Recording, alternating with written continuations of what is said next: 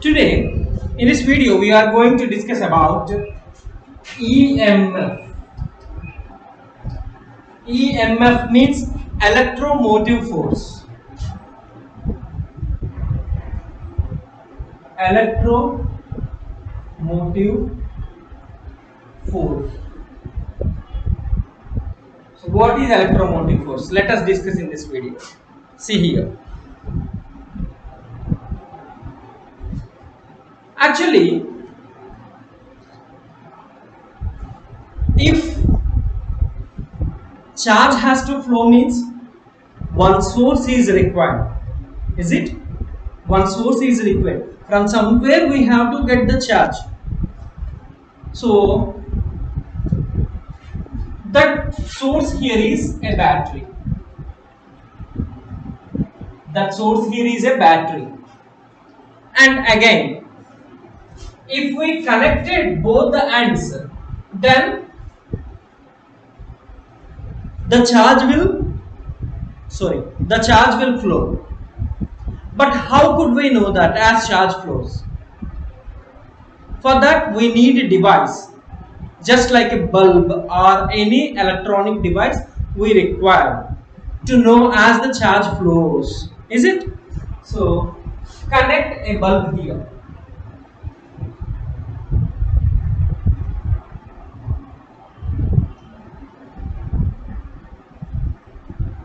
Connect a bulb here, and then here this is switch, battery,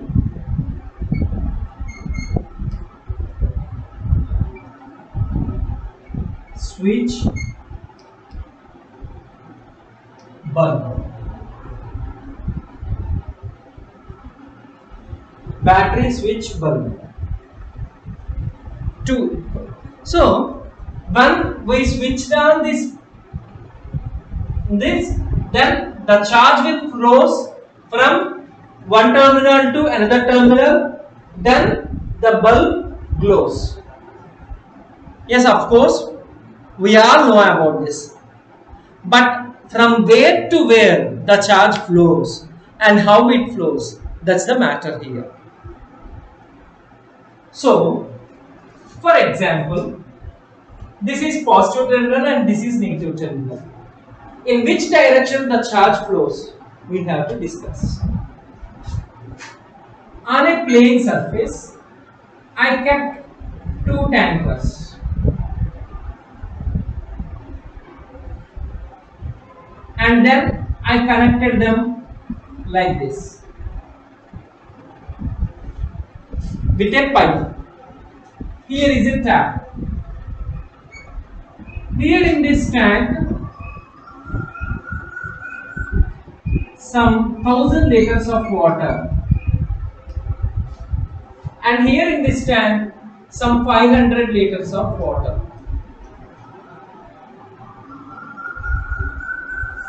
So, when I opened this tap, from which tank to, this is A and this is B, from which tank to which tank the water flows? Can you see? If your answer is from A to B the water will flow, means in this direction, that's a wrong answer. So generally, from higher place to lower place, the substances will move, we will say like that. But here this is not the matter of quantity. This is the matter of level. So definitely the water will move from B to A until both the tanks will comes to a certain level. Understand? So definitely B to A the water will flow until certain level must be reached in both the tanks. But after reaching to the certain level, the flow of water will be stopped. The flow of water will be stopped. if we wanted to sustain the flow of water from B to A continuously, again we have to pour how much water, with how much speed the water is entering from B to A. With that much of speed, we have to pour the same amount of water from A to B. Then the level of water will be sustained and the flow of water also will be sustained like this. Is it not? So in the same manner, of course this is positive and this is negative. At where the level is less, in that direction the charge will flows. All the time the positive charges will flows towards negative, but all the time electrons will flows towards positive.